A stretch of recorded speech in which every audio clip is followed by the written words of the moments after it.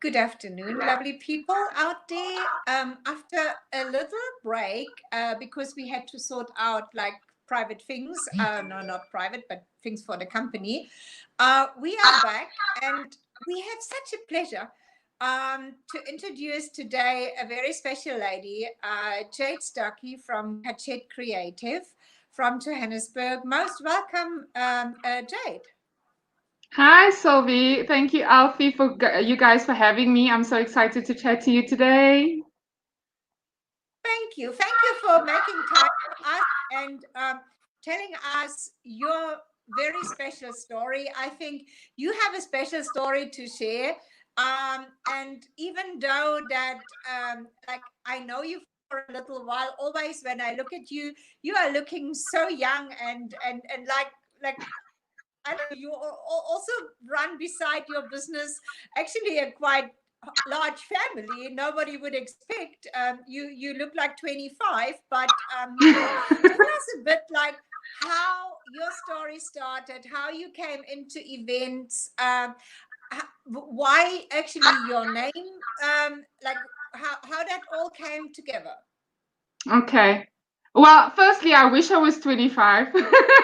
I'm not that young. I am young, though. I was a young mom, and I've got five children and a wonderful husband that's also a part of my team, in addition to running his own business as well. How it started for me in the events industry. So I've shared a number of times that I was in corporate before. Um, and I just, when you're just doing a job just to live, Yeah. you don't feel, you still give your best at your job, but you don't feel that satisfaction in return. So that was basically how I felt on a daily basis going to work. It wasn't something that I was looking forward to. In 2012, I declared, I said that, I'm going to start my own business. I just don't know what it will be at this point, but I'm going to start my own business and I'm going to be my own boss. And I carried on working with that thought at the back of my mind. And I think it was in 2015. And I said to myself, I really love, because my mom, growing up, we always used to set the table for Christmas. And I really enjoyed that. I was like, that's what I looked forward to, Christmas, around Christmas time. Okay. So I said, this is what I love doing. Let me look into an events business and see what the industry is all about. And so I self-taught for a bit, um, just to make sure that this is something that I'm going to be committed to, because I feel like I don't want to just invest into something and I'm not going to enjoy it at a later stage. Mm. So 2016, self-taught up until 2016, I resigned, and then I went on to doing courses and things like that. One of the courses was Xavion's flower course. um, and yeah, I went to his course. Um, and then I think he posted a job opportunity for a wedding planner. Right. You And, did. and I applied for this job. I was like, you know what? I don't have like the experience as yet, but I'm going to apply for this job. I had the experience with setups and things like that. Because I think my first setup, while I was doing the self-teaching phase, I did a setup for 150 people. And this was by myself. I did the setup by myself. So I was like, well, if I can do that, then I can apply for a wedding planner position. And I applied and he declined me. So I was like, well, that's fine. I'm still going to do my courses and I'm still going to, I still want to work for you. So that's not going to change my mind. And then I, when I did a course, then I did the course. No, that was before. So I did the course with him.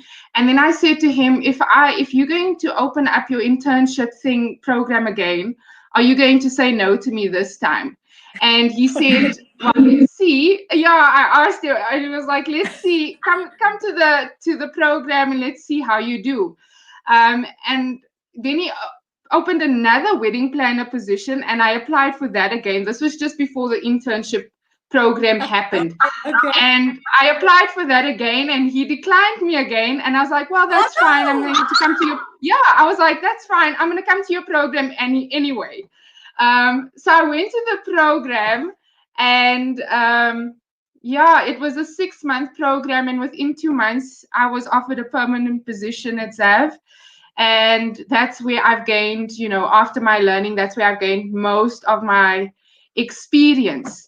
But I still never felt completely fulfilled. I never felt, I felt a lot more joy, for the setups that I did under my own supervision, or, my own name, or whatever you want to call it, than I did with working for a boss. So it wasn't like my intention to just work for him and then leave him. I genuinely thought that I would be there for a very long time. And I was excited, and I was always looking forward to working with him and all of that. But I just needed that one piece of the puzzle, if you want to put it that way, to make me feel complete. Yeah, to make me feel complete. And so that's when I started. When I started Cachet Creative, I actually thought before, after leaving ZAV, I was like, I'm not satisfied completely, and I don't know why. So I even thought like maybe I'm not going to go back into planning weddings and into doing floristry and all that. So I took a break from that after leaving him, so for like a month or two. And then I picked up flowers, and I was like, oh my God, I missed playing with flowers. And I was like, well, I'm just gonna start my business, and I've started, and I've been here ever since, and I don't think I would ever look back. Oh, what a story, actually. Also, it actually gives you two messages. And by the way, actually, I know Xavier because he was one of our students at Current Triumph's masterclass in 2014, actually 15, yeah, when we had her in Cape Town. And I still remember that. It was a lot of fun with him, and he took it very easygoing. And I watched him over the time, and it was very interesting to see like also what he has taken out of this masterclass for his business. I think at the time it was very early for the style that she brought into the country. And just a few people have taken this up, and I think he took it up very nicely, and he has made a couple made it his style. made it his, in a way, made it his own style. And I think that's I like that very much. And interesting enough, also what you said, that I mean, like I was thinking while you said you was rejected and you was rejected again, and I was thinking like, would I have ever gone back if he would have rejected me 2 times? I don't know. But maybe this is exactly what it shows, that maybe your ego must go like in the background, and for the sake of the business, and you must move on, and you must learn things, and also rejection gives new opportunities. I mean, like if you would have never gone back and would never gone to the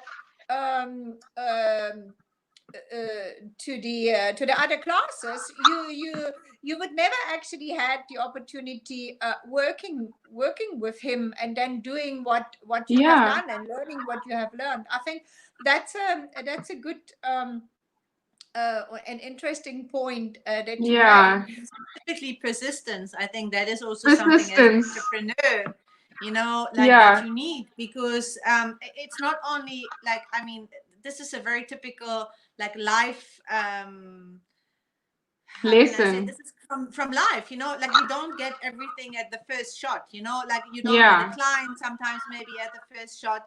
You really need to also like learn how to deal with stuff like that to be an entrepreneur, because being an entrepreneur is not as easy as getting your 9-to-5 paid job. There are different benefits to it, obviously, when you are like when you have a characteristic that fits more like an employee style of person, but there's also like completely different things and skills and characteristic that you need when you are an entrepreneur. And I think that is one of the most important characteristics as well, to just like never give up, you know, to just like run behind a vision or something that you have in your mind that you want to complete. And I think that's great for you to even like be public about it that way. I think that helps maybe also a lot of people who, I mean, in this time, a lot of people are rejected for completely different reasons, you know, like maybe a few things are out of their own control. Maybe there are things that are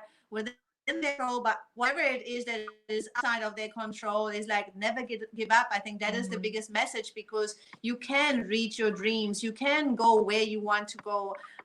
Maybe you are not there yet, you know, but this was one step of the way to finally reach where you need to be. And also a no is never I mean, in business, I'm talking about business, right? It's never a final no. It is always, and I mean, if somebody, I was thinking yesterday about that. If somebody says no, it's not possible, for me, the challenge starts already at that moment, you know, because not possible is not possible. That is just a no. It's not possible. That it's not possible. Yeah. So I've always,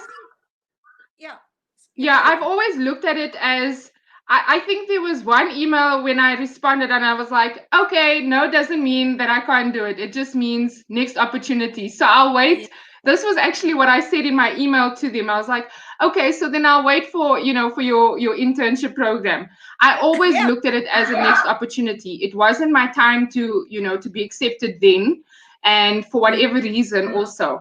And it was, you know, I always say that things work out the way that it should work out. So for me, going back, if I had not, like you say, if I had not gone back, I wouldn't have been sitting here today speaking to you ladies. I would have probably been in a 9-to-5 job, just because of the fact that I looked at it in a negative perspective when they said no. So yeah, man, I'm excited. I'm glad that I took those steps and I kept going back and I kept having the persistence. And, you know, people just need to realize that sometimes you just need to go after something with your whole heart. If that's your dream, just doesn't matter who says what, you know, whether they say yes or no, just go for it. This is, I think, very important. And I also believe in completely this. And I see a lot of people make decisions depending on what other people say, and also we wouldn't sit here doing what we are doing if we would listen to everyone that actually wants to give us a good advice.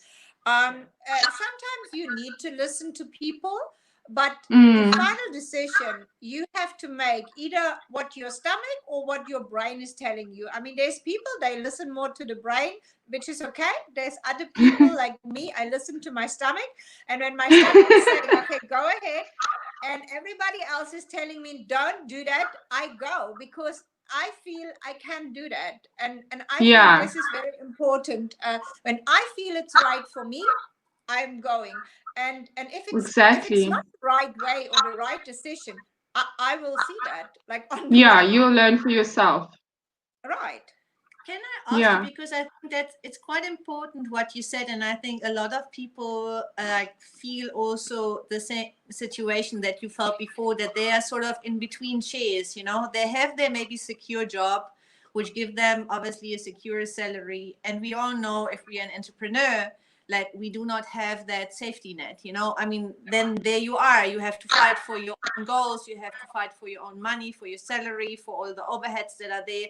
I mean, you have a family of 5 kids, so that is quite a responsibility that you have as well, not only as like an entrepreneur, but as a mother, to like obviously also bring like different things to the table in the household, because that is not just a hobby. I mean, it is a business after all. So how did you take that leap of faith? You know, like, what, like, was it a feeling? Was it something that you said, you know what, I don't care right now for the moment, specifically in the beginning? Like, how did you take that leap of faith?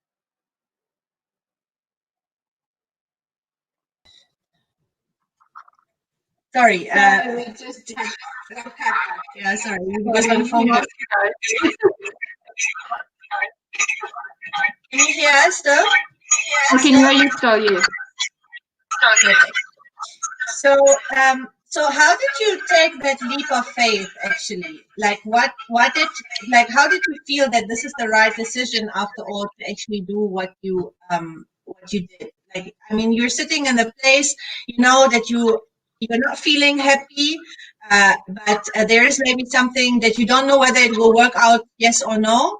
So how do you, like, what was the break like for you? Like, where do you say, because I'm sure a lot of people feel the same right now. I mean, we certainly in one stage in our life also like had to make the decision, like whether like it is good to be on our own or whether it is good to actually like go again into like corporate business.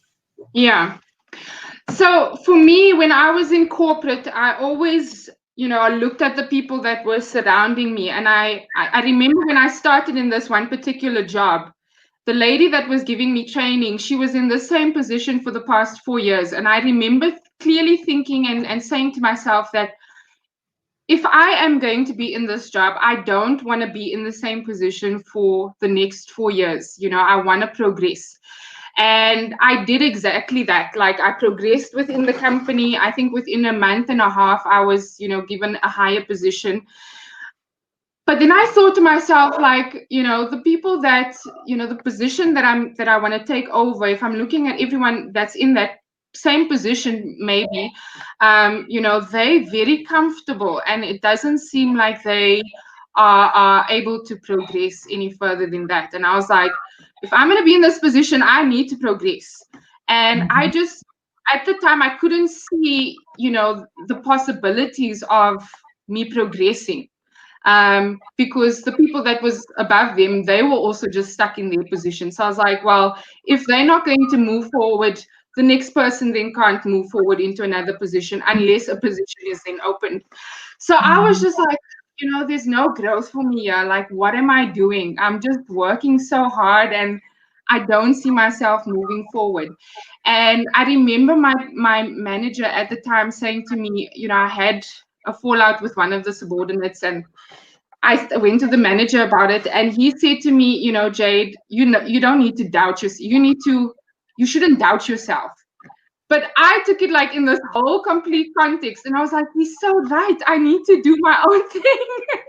And that's when I was just like, if I am going to see myself somewhere someday, it's not going to be being in this seat. I need to do my own business. I need to run my own business. And I also grew up in a home where my mom and my dad were, entrepreneurs. They were both running their own businesses.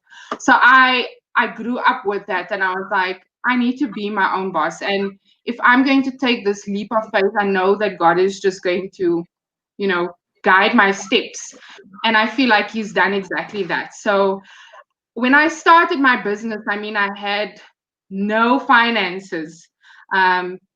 Obviously, I took what I had, my finances that I had to progress and go for classes, and then I worked for Zav. But when I started my actual business, when I left Zav, I had no savings. I had nothing to start my business on, purely my experience that I've gained, through working for Zav and through learning and all that, and the relationships that I've built. And I used what I had to make something out of that. And yeah, I am today. So I think if people find themselves in a situation where they're not happy, look at your surroundings, look at what you do have and what you can use to start a business and to make it successful as best as you possibly can, and be persistent. Yeah. Yeah. And tell me then the first client that you had after all of this, you're now out there, you tried like Xavier, you have like the skill sets that you like need. But then it's a different scenario when all of a sudden you are out there on your own. It's your own name out there. It's your own business. It's your baby. And there's the first client. How do you feel? What happened? Oh my word. So there were so many people that was this is what I had a shocker after I left Tab, because with Zav, every client that walked in there, they would accept his quotation or his proposal. He never, he already had his name established, and it was all high-end luxury stuff, and everyone just said yes. And when I left, I would, work out my quotations and my flower costings and all that stuff. And I would send the quotation and they would come back to me and be like, no, this is too expensive. So I had a shock. I was like, oh my God, this is not what I'm used to. I'm used to people saying yes, like, why aren't you saying yes? And so when I was a bit demotivated, like, people are always, they're not accepting my quotation, like what's happening. But I kept going on, again, the persistence there. And I never had an office at the time. And so I went and I met this one lady. It was actually her and her mom. And I met them at Mug and Bean. And they were like sitting there, all smiles, like smiling at me and saying, oh my gosh, you're so beautiful, and giving me all the ideas. But in my spirit, like, I'm just, I've experienced this before, guys, like, but I'm like really, exhausted, and I just hope that you're going to book with me. So I was feeling a bit of confidence, but I was also feeling like, I just hope that this is an actual client and, I'm not wasting my time. And so, yeah, they were smiling. They sent me all their proposals. I sent them the quotation. And in fact, they actually met some other suppliers before me, some other florists and wedding planners before me, and they were asking my opinion, but it felt as though they trusted me from the first day they met me. And when I sent them everything, they were so happy. And they said, okay, we're going to book you. And they paid the deposit. And I was in my room. I was doing like a happy dance. I was like, yes, yes, yes, my first client. And ever since then, it's just been, I got those clients that still came to me and they were like, we want you to do something that's not my style, actually. But I would always then refer it to someone who I feel is in their style and in their bracket in terms of, flowers in particular. So I wouldn't like just send them away. I would refer them to someone who I think they would best connect with, if I can put it that way. The clients that maybe just said to me, we're not able to afford that. Thank you so much for the quotation. I just wish them well. But I had really, really great couples, and I'm not even lying when I say this. But I've had really great couples that I've built relationships with, friendships with, that has booked with me, and I'm just like so ecstatic for what's to come, for more clients that are coming my way. I'm actually planning a wedding for Inimitable next year, so that's very exciting at Zavion's venue. Yeah, so I'm very excited. My client, I can see the growth in my clients, the type of clients that I'm attracting in terms of flowers and in terms of planning. So yeah, I can see the progress, and I think that's what's keeping me so positive during this time, is that I come from a place where I had to start a business with nothing. And if I can do that, I can surely make it through COVID-19. Yes, yeah, definitely. I'm 100% sure you will make it. And also, I think this is what we said before many, many times. You get what you show, Yeah. and the more like things you show, what you have done or what you are doing, like at Savion's new venue or at other places, and you make it special and you make it unique, you make it your signature. Yeah. Yeah. So you will get those clients. They are looking for something like that, right? This is always what I say. We are all like customers, and we look for something. And if we would see, I don't know. I'm always giving this example. If you look for a Mercedes, you are not going to a bicycle shop, because you don't even feel you can have a Mercedes. Yeah. And I think that's exactly what it is, and what also a lot of young entrepreneurs maybe don't really understand or maybe take in consideration. I think like everyone starts, but you have to make right from the begin the decision. What are your clients? Where you want to go? Not everyone can go into luxury. It's also not necessary. There is a Yeah. lot of other like clients. They also want to be served very nicely, and they want to have a nice wedding or a nice event. um, uh, Whatever budget they have or whatever style they have, if it's modern or if it's, I don't know what, romantic, whimsical, and they also need a very professional planner or Yeah. somebody that's treating them professionally. And I think Yeah. you have to make a decision like where you want to go.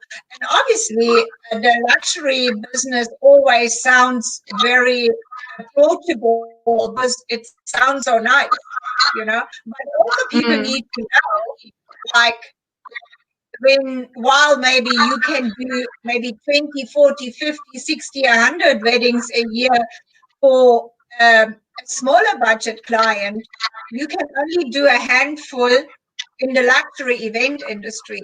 Yeah. That is also Yeah. something that people need to know. Yes. They don't have to wait for 100 luxury weddings a year. It's not. It might not come. You know. Yeah. Uh, so I think this is very, very important that people also understand like where they want to go when they start a Mm. business. And there's nothing wrong to start it without an office or to start, I don't know, when you hire out things to start from a garage or whatever. I mean, multi-million businesses have stuff like that. Nobody has to Yeah. be um, like ashamed or whatever. Sometimes people, they don't even want to tell how they started. I mean, that's not a problem. But I think what I like to know, you told us like where you came from. You told us a little bit about your current situation, where you want to go. Yeah. Where do I want to go?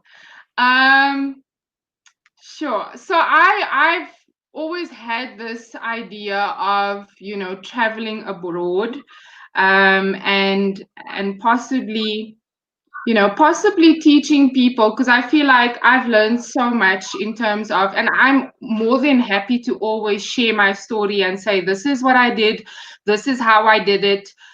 Inspire people, that find themselves in the same situation that I was in, where I wasn't able to immediately study. I had to save, and also be a responsible mom to 5 children. So I had to save what I could, to go for classes and all that stuff. So I would love to go abroad and share my story and inspire people, maybe teach. I've always had this urge for teaching. So possibly do that, within my business, teach people how to do floristry.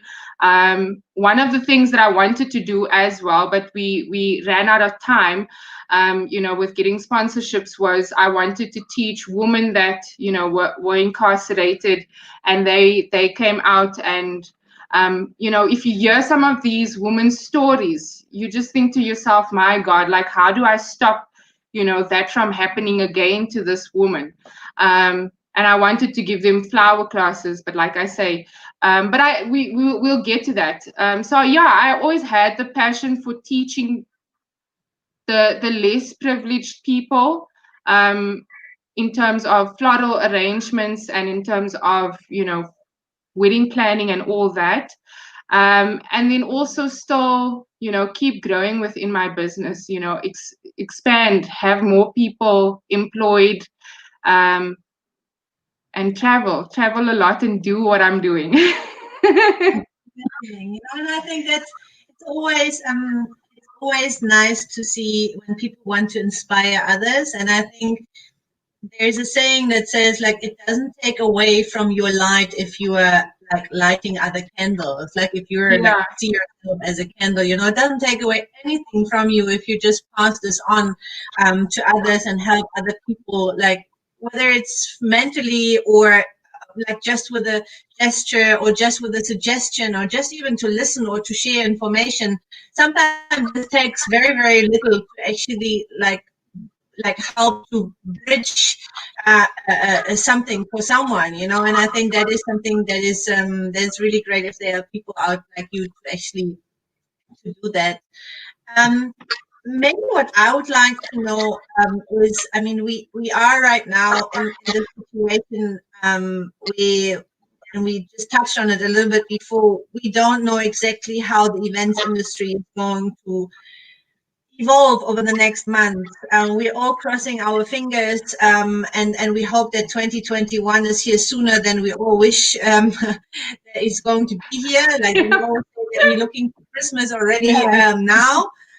We want it to come sooner as anything else. But what is it that keeps you going right now? I know that there is responsibilities that you have as a mother, as a family, as a business owner. I assume that most of your events have been postponed to next year, that you maybe had in for this year. Like, how are you coping? Like, what did you come up with another idea, like business idea in this time? Like, what is it that you are doing?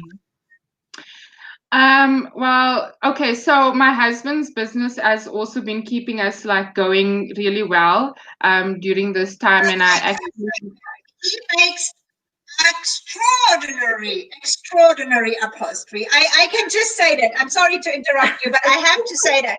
I wanted to get into this. Please make a promotion for his business. I mean, like, people need to see that. It's unbelievable beautiful. Thank you so much. I'll let him know what you guys say. But yeah, his business is doing actually. Before lockdown, I actually said to him, I don't think you have to worry about, because he started. I think it was the beginning of this year, or could have been towards the end of last year. He started his business. That's obviously in addition to helping me as well. He's also one of the key people in my business. But yeah, he started it, and I actually said to him, I don't think you have to worry, because after lockdown, people are going to bring their couches. They've been sitting a lot during lockdown, and it actually did so much, so much better to them, like before lockdown happened. So that's been really keeping us going. And yeah, I've also received some finances during this time. I mean, I'm planning weddings for 2021, so that's also helping us.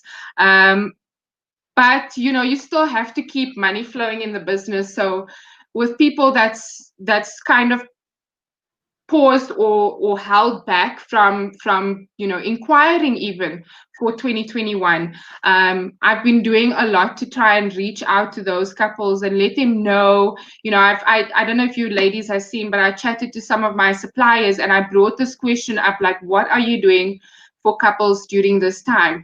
And we actually discussed this prior to the video, and we all said that we're working on payment plans. We doing our best. We've re-looked at our contracts, just to kind of make couples know that they are in the best hands if they do book with us. So that's kind of helped a little bit.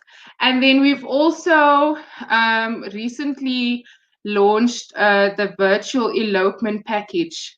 So that actually did so much better than I expected.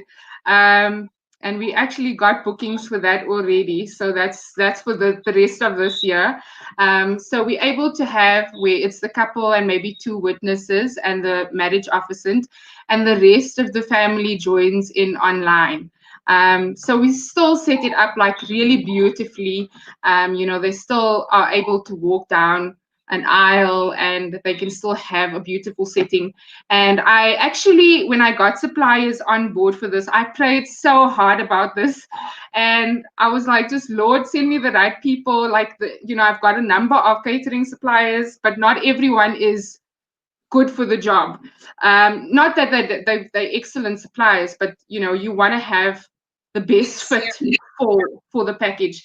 And so I've spoken to some suppliers and they were like, I don't think it's going to work for me. Other suppliers were like, I don't think that it's going to be beneficial. But the thing is, I could understand where they were coming from because I had to sell them the idea without actually telling them what the idea was. Because I never launched it as yet. So I told them like literally a few days before we launched, like, guys, this is what we're doing and this is what I actually had to try and get you on board. And they were blown away. And so we launched this package, and braid gids or bridal guide, I think it was, SA weddings, they all fell in love with the concept. They were sharing it on their side. And yeah, we've had so many inquiries for that. So at least we're getting some bookings for that, for the last quarter of this year, which is amazing. Oh, that's amazing. Listening and just like, how can people actually reach you or contact you and get maybe some more information about virtual weddings? So I'm a firm believer in making phone calls and connecting with people.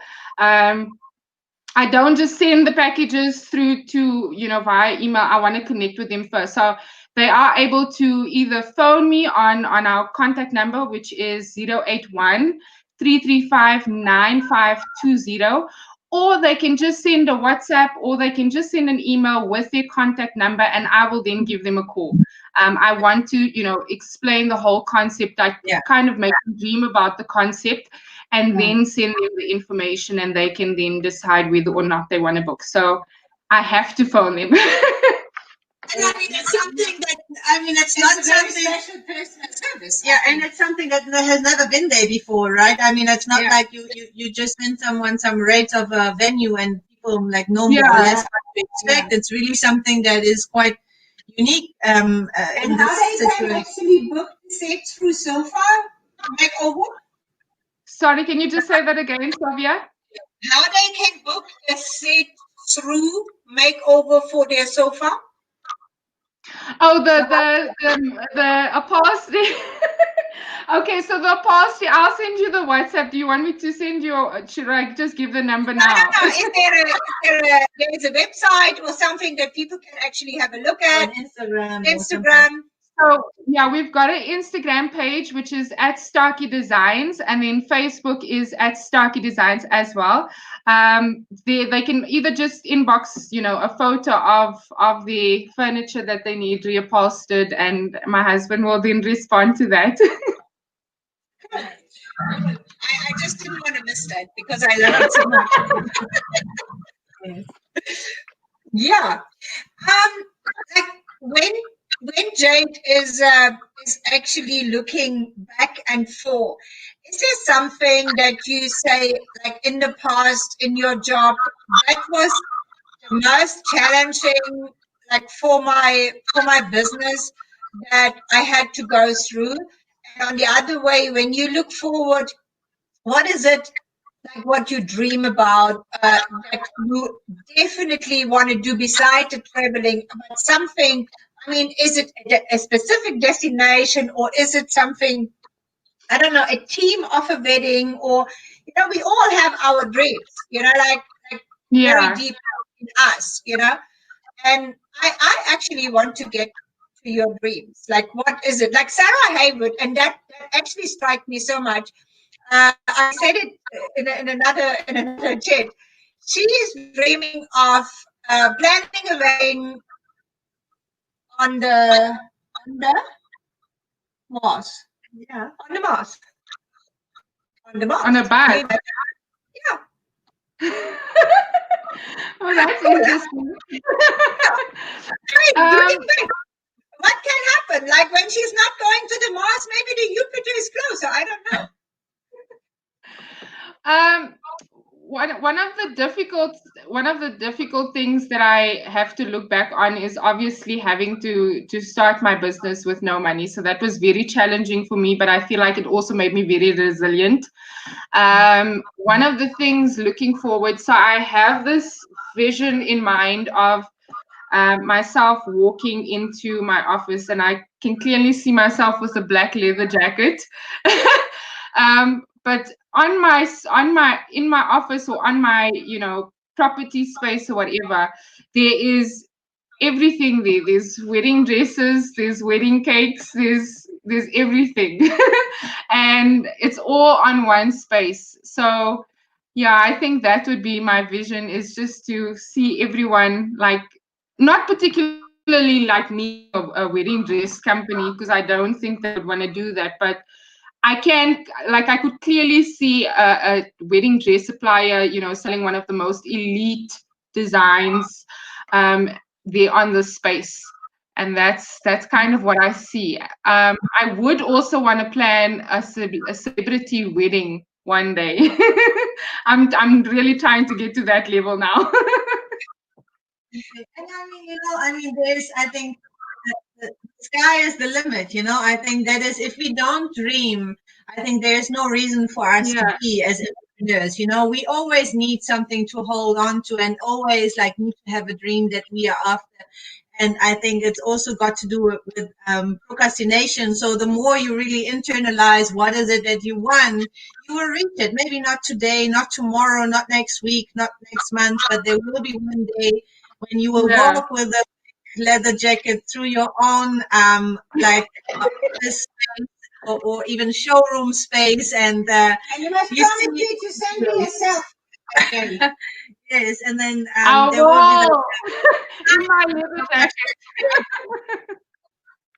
for me, I would like to maybe ask as one of the last questions, because I think people underestimate, specifically from abroad, and there are also people looking from abroad to us. We are still in lockdown stage 3 out of 5.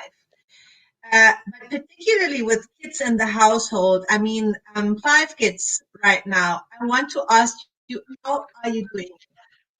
Like, how are you really, doing all of that, like keeping like yourself sane, taking care of the kids, homeschooling, having a husband there who is maybe now like taking over a little bit in terms of job wise, but nonetheless, you have to, I'm sure, write the invoices, and do all the communication.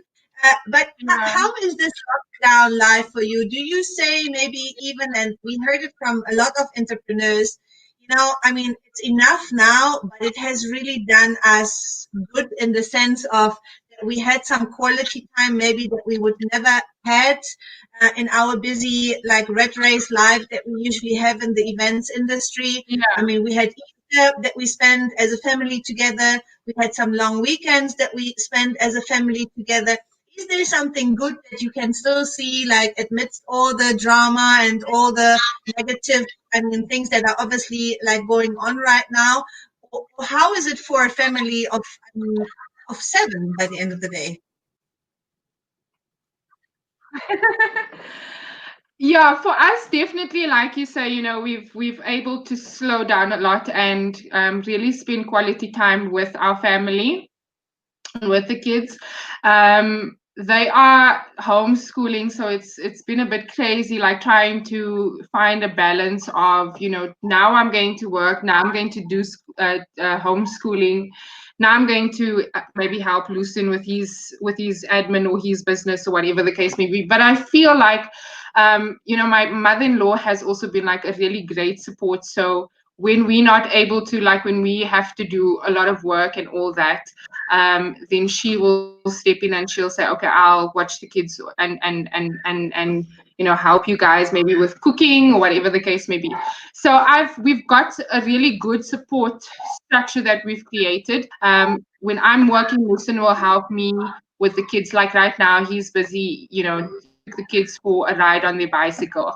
So that they can keep quiet while I'm on the video chat with you guys. So yeah, we just found a way to balance life and balance mom, dad, and then business owners. And it's also given us time to really sit down and think, okay, to clear the table basically and say, this is what we want for our businesses, this is what we want for our family, how can we structure it out to make it work? So we were able to think a lot clearer, even though it was a bit busier at home. We've had a good pause. had a good pause to be, and to also just like, to really sit down and talk to our children. I mean, we never really could do a lot of that, while working with the events and stuff like that. Also, they've gotten to know, like with lockdown, most of their birthdays were in lockdown, so we couldn't like just buy a cake and have a party for them, so they had to bake their own cakes. And so they were also really loving being creative at home. So yeah, it's been good for us. Can you just repeat that again, Sylvia? I said they will never forget this birthday. Never in their life they will forget this particular birthday this year. Yeah, they're gonna remember it because they were able to like physically be involved. I think a lot of parents, get so used to just buying a cake and putting the balloons together where they had to do that all by themselves, and they thoroughly enjoyed it. And we think to ourselves, oh my gosh, I just want to give you the best, and I end up giving you everything. And they can be, now that was put on a hold, and now they get to physically make their own cake, and they kind of appreciate that more. Yeah. And also, like, I mean, I totally agree with you. And the other day I said to Alfie, as weird as it sounds, I start getting used to lockdown. Like, I mean, like, I like this actually, that we have time. We can sometimes, some days we can just sleep a bit longer than 6:30, and on a weekend I mean, like the last couple of years, I can honestly say I haven't watched 1 hour TV, but like now we watching TV, we're reading, we going like just like for a walk on the beach or things like that. This is what life is about actually, and particularly in our industry, that has a lot of people actually cut off from that part of life. We had more work in life, and I think we thought all it was life, or it was part of our life. But I personally feel like I don't want to go back to this total like hamster wheel routine. I need, or we need to find another balance in our work and life. I think that's what we take out, or I take out, and I think Elsie too, of the situation, that by the end of the day, the most important is not money, is not business, is people, is connection, is our family actually. And this is what sometimes I think we have not forgotten, but we had put a little bit aside. And that time of this COVID situation has put us right in the right place again, I think. So life put us back. It's made us value the simple more. Yeah.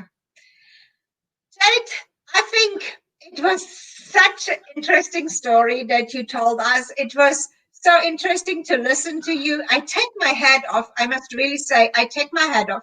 With your 5 kids, I'm a very visual person. And while you were talking, I already saw like the 5 kids actually sharing the computer. Mom is doing the computer, and mom is the cooking and this and that.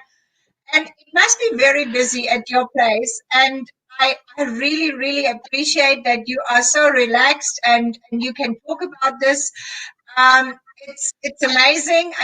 As I said, I take my hat off. And also, this time that we are going through all is a time of creativity, and you have shown that with the plans that you make, with the new concept that you actually launching, and this is the good outcome of a worst situation. And I think we don't have to see this only negative what has happened. I mean, it's terrible for a lot of people and an entire industry. I don't want to play it small, but also what I see, there's so much happening. So much would never ever had happened without the situation where we are in.